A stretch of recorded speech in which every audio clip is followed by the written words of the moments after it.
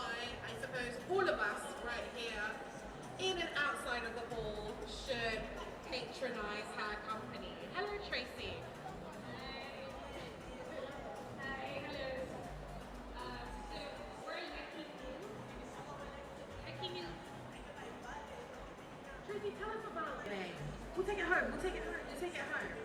But taking a slightly different turn with my guest here in the radio booth, I have a very young and passionate Nigerian who makes Nigerian food and really wants to showcase why I suppose all of us right here, in and outside of the hall, should patronize her company. Hello, Tracy.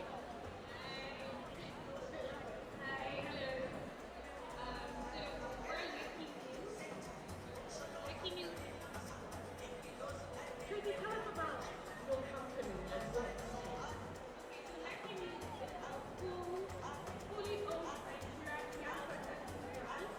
We sell frozen yam chips for easy convenience.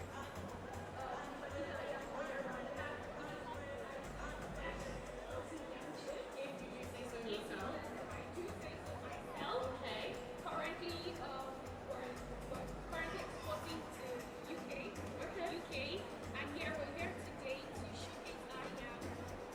We have on our menu yam-based meals. We have yam and soup. We have yam and pepper still. We're just spicing things up so that you can have a taste. We're also stamping our yam. So we're facing the entrance of the playground.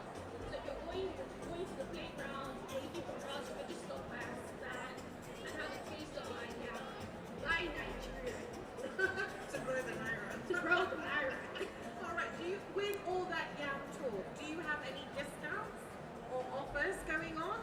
Yes, Or- if you're buying a pack of 2-3 packs, All right. Okay, Tracy. Thank you. thank you.